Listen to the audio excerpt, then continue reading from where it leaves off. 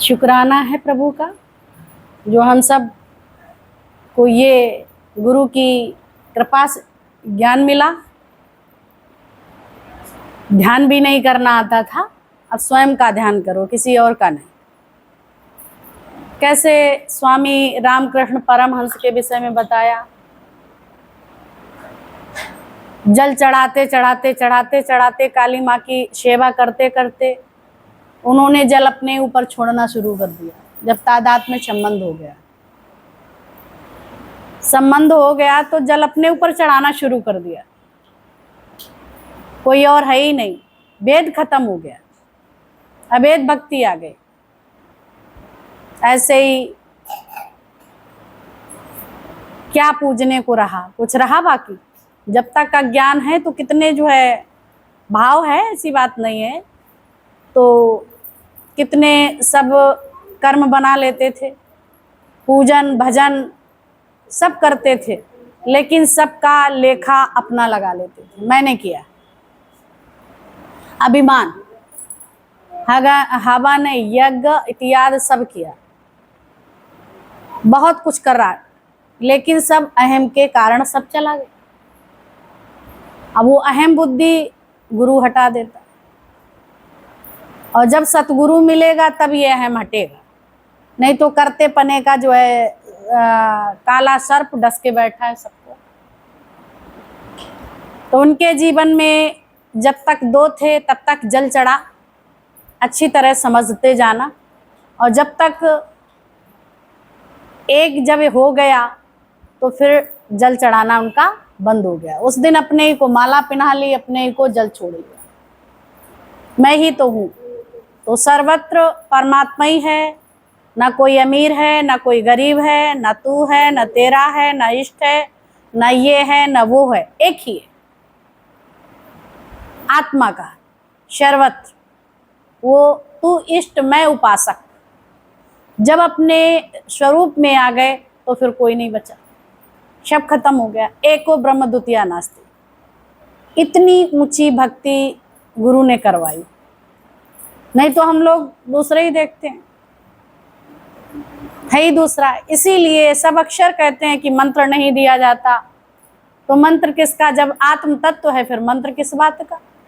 वहाँ कुछ है ही नहीं, ना बेस है, ना भूषा है, ना रूप है, ना रंग है, ना रेख है, ना गर्दन है, ना पेशानी है, तो नाम किसका दिया जाए?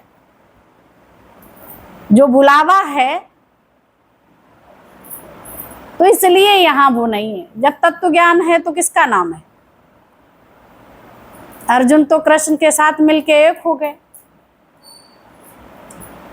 तो खुद को ही स्वीकार कर लिया वही है, सदा के लिए उनके हो गए। मीरा भी सदा के लिए परमात्मा की हो गई, राधा भी। राधा ने कौन सा नाम लिया? राधा खुद ही राधा राधा कहने लगी। वो क्यों कहने लगी? क्योंकि कृष्ण को राधा पसंद है, तो राधा राधा कहने लगी। ऐसे ही हम सबको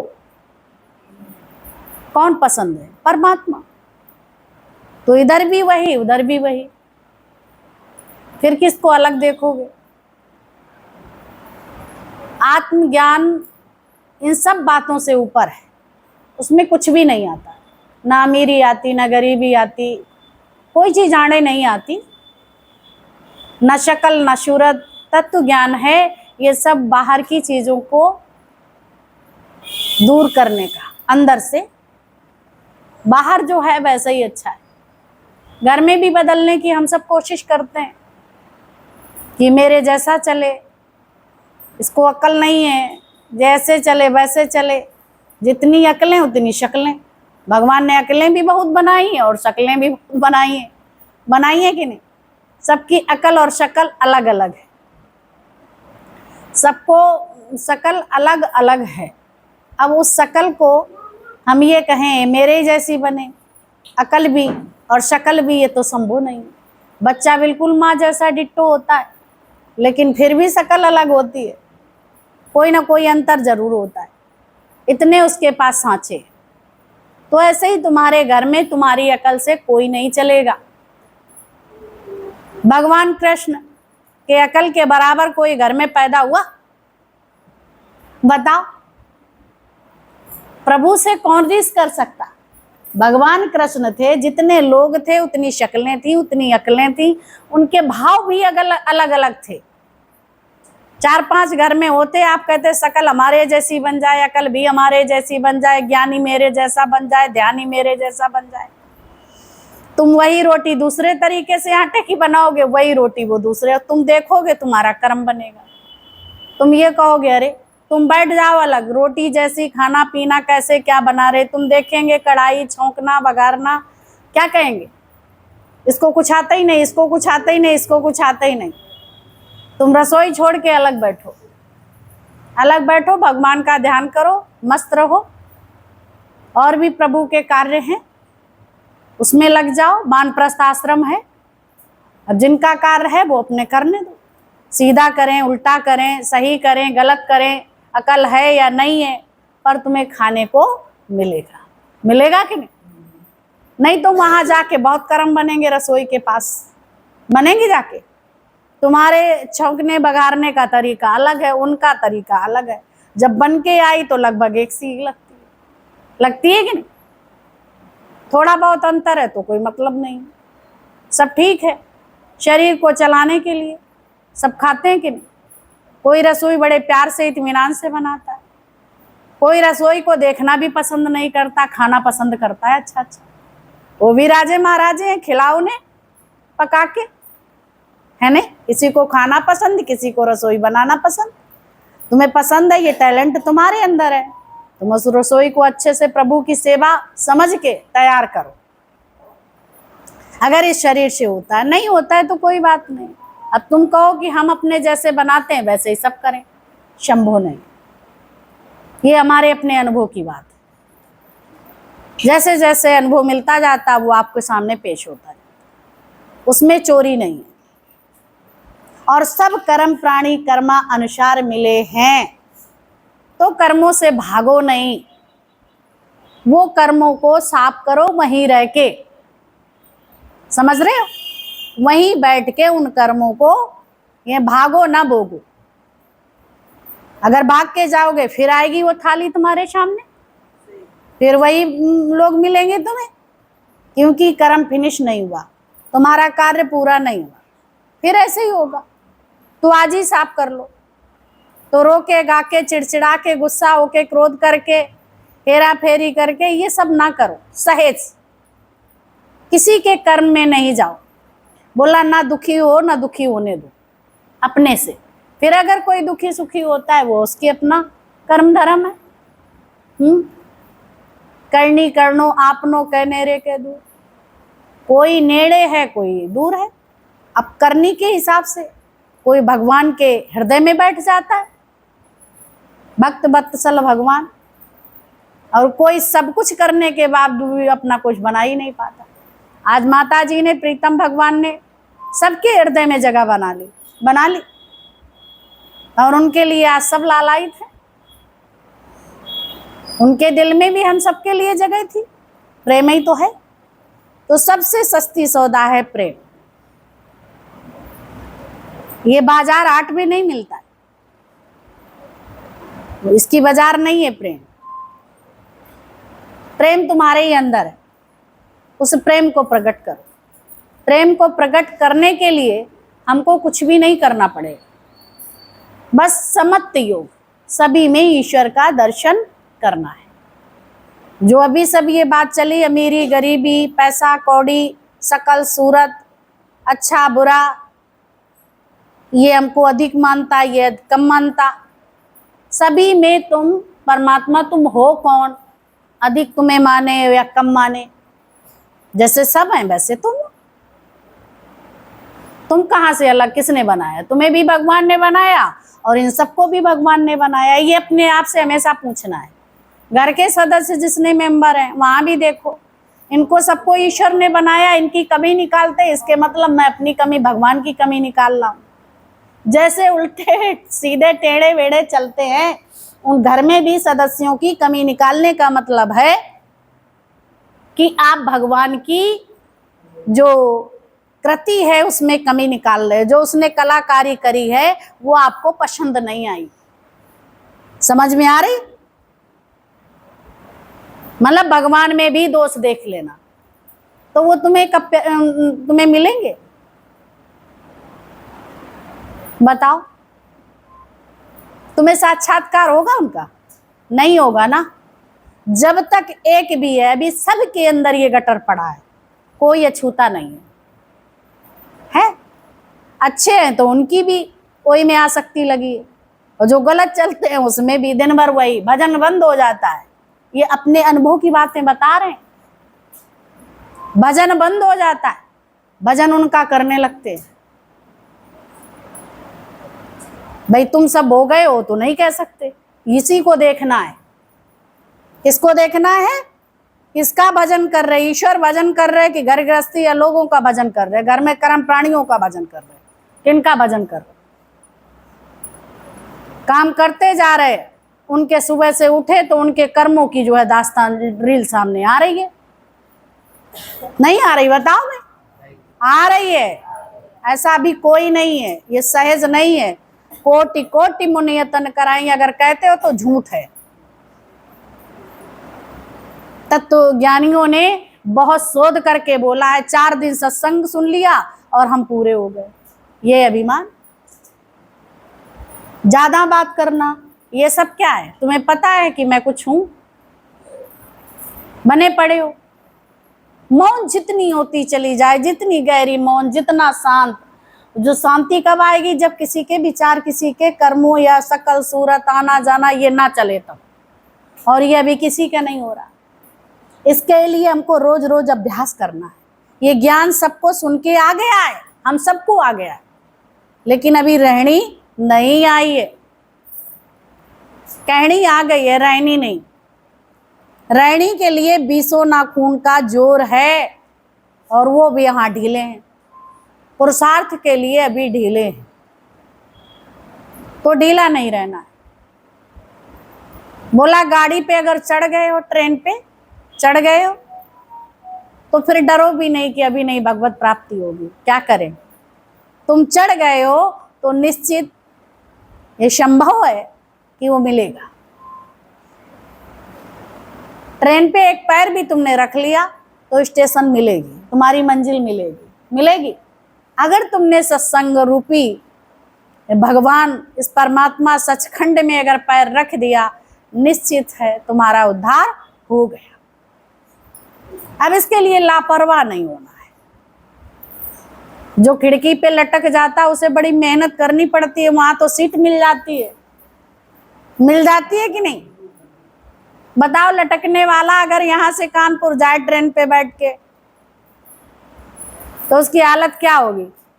हाथ लाल हो जाएंगे, और गिरने का भी डर है, झटका लगे या कैसे क्या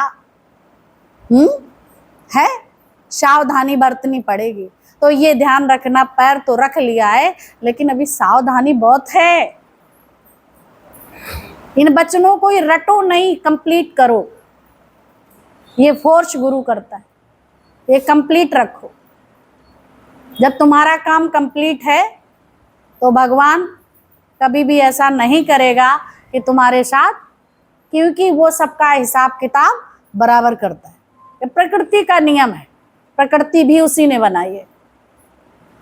जैसी भी प्रकृति है उसको परमात्मा का समझ के स्वीकार कर। प्रकृति में परिवर्तन है, हम परिवर्तन पसंद नहीं करते। जन्म तो किसी का पसंद है पर मृत्यु नहीं पसंद करते। पर वो क्यों नहीं करते? वो भी करना है।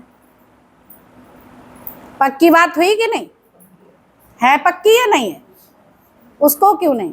जब स्वस्थ हैं तो भगवान की बहुत पूजा कि भगवान बहुत मेरे घर में बरकत।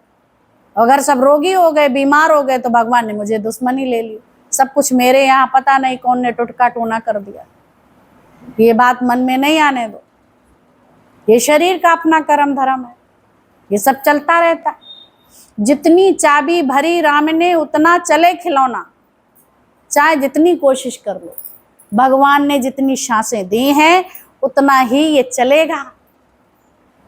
कोई पैदा होते ही चला जाता, कोई गर्भ में ही चला जाता, कोई पैदा हुआ चला जाता, कोई गर्भ में आया ही तुरंत चला जाता है, क्योंकि उसका ये कर्म कटना था। ये याद रखना, क्या कटना था?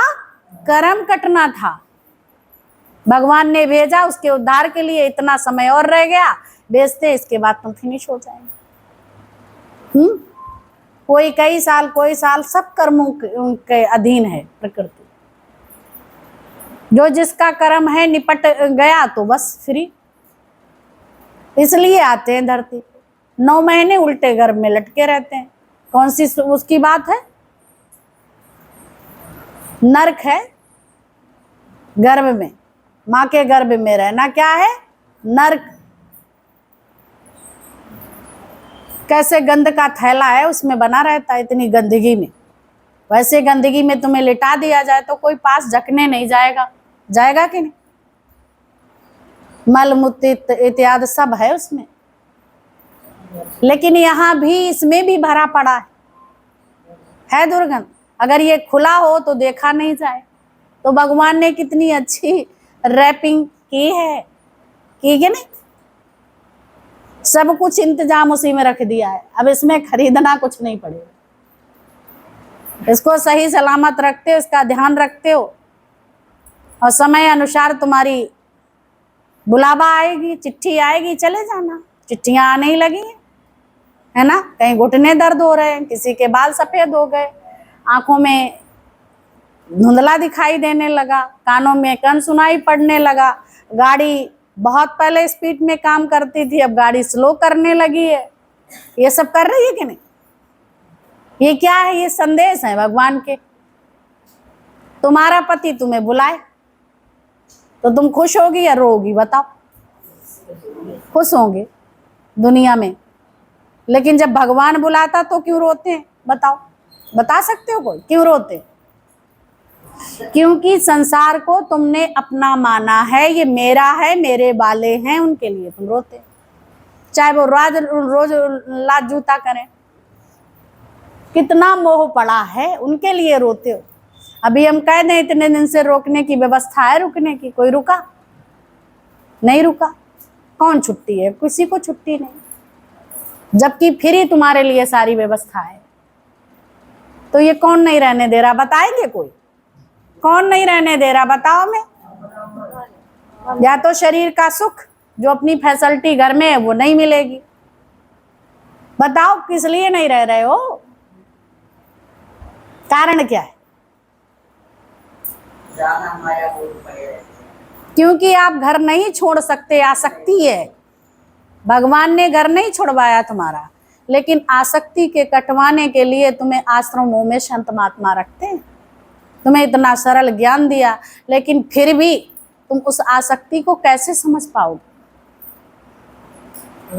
गुरु के पास रहने का एक बहुत बड़ा सौभाग्य होता है। लोग तरसते हैं, तरसते हैं, तरसते हैं कि नहीं? बताओ। देखो, सौभाग्य था प्रेमा आंटी का, जो गुरु के साथ हमेशा ही रहे। घर वहीं था, लखनऊ में ही, लेकिन निरंतर वहां रहे। आरती दीदी, अचला दीदी, देखो 11-12 बजे रात के भले जाती, कोई काम होता नहीं, नहीं जाते, एक छत के नीचे, और फिर भी अकेले अपने साथ, परमात्मा के साथ, संसार के साथ में। सच्ची जगह कहाँ? जहां तुम्हारा जीवन बनना, वहां तुम नहीं रुकना चाहते हो। अभी मायके जाओगे, घर वाले भी भेज देंगे, 2-4 दिन तुम रुकाओगे, रुकाओगे कि नहीं? ये आसक्ति कैसे कटेगी? इसीलिए हर जगह रखा जाता है, घर छुड़वाया जाता है। तुम वृंदावन भी चले जाओगे, लेकिन तुम्हारा यहाँ वृंदावन बना है। जहां भगवान है हर जगह, एक जगह वृंदावन नहीं है। जहां ईश्वरी सत्ता हर जगह है, कोई ऐसी जगह खाली नहीं है जहां ईश्वर नहीं है। गोपियों को कितना टोका जाता था, वो चली जाती थी। तुम टीका टिप्पणी को डरते हो कि टोकेंगे, क्या कर लेंगे? कौन क्या कर लेगा? अपने लिए भी जीना सीख लो। अपने लिए भी मौज करना सीख लो। भजन कीर्तन, एक दैनिक नंदनी तुम्हें मिल जाती है, अच्छी सी मिल जाती है कि नहीं? सब कुछ मिलता है, आर्ट ऑफ लिविंग सही जो पूछा जाए। और घर में तुम जाके इतने भारी हो जाते, यहाँ बैठते तो हल्के हो जाते। तो यहाँ रहो, तुम बेफिक्र रहोगे 2-4 दिन के लिए, कोई चिंता नहीं रहेगी। तो बिल्कुल चिंता फिक्र नहीं करो। हम जब लोग लखनऊ जाते हैं कोई चिंता नहीं, याद भी नहीं आती। चाहे 10 दिन रहे, चाहे 15 दिन रहे, चाहे महीना भर रहे, कहीं भी चले जाए। ये किसकी कृपा है? गुरु का प्रेम है, गुरु की कृपा है। अब ये कहो हम करते हैं प्रेम, तो हम नहीं, वो खुद ही करवा लेते हैं। ये ज्ञान देके तुम्हारे जीवन को वो खुद बदल देते हैं। तो ये कोशिश करा करो, प्रयास करो, और ये रीस मत करो कोई जाएगा तो हम जाएंगे। जिसको रहना है वो रहो, प्रयास करो। चाहे गुरु के दर पे चप्पलों पे सोने को मिले, चाहे कंकड़ों पे सोने को मिले। भगवान ने सबका उद्धार कैसे किया? वो जंगल जंगल नंगे पैर चले। तुम कैसे उद्धार करोगे सबका? करोगे? बताओ कैसे करोगे उद्धार? सुख सुविधाएं चाहोगे, फैसिलिटी चाहोगे, तो कैसे चल पाओगे? संभव नहीं है। जब कहीं रिश्तेदारी जाते हो, कहते भाई बहन जी जरा हमारे घर का थोड़ा देख लेना, खाना पीना चाय नाश्ता, तो देख लेते हैं। ऐसे ही तुम गुरुजी के यहाँ बात नहीं बोलो कि हम वहां जा रहे हैं, बता दो थोड़ा काम है, ऐसे ऐसे जा रहे हैं भगवान के लिए, मशहूरी नहीं। एक ही चीज ऐसी है, देख लेना, समय आने पे उनको तुम देख लो जब वहां हो सकता है यही तो है कि कौन खिलाएगा, कौन चुंगाएगा, कौन, सब कर लेते हैं। जो नहीं कर पाते उनकी ऐसे व्यवस्था, जो कर लेते हैं वो खुद ही कर लेंगे। छोड़ो थोड़ा, अकेले भी रहना। आसक्ति इतनी रहेगी, कभी कभार दंपत्ति जीवन उन्होंने सुसाइड कर लिया।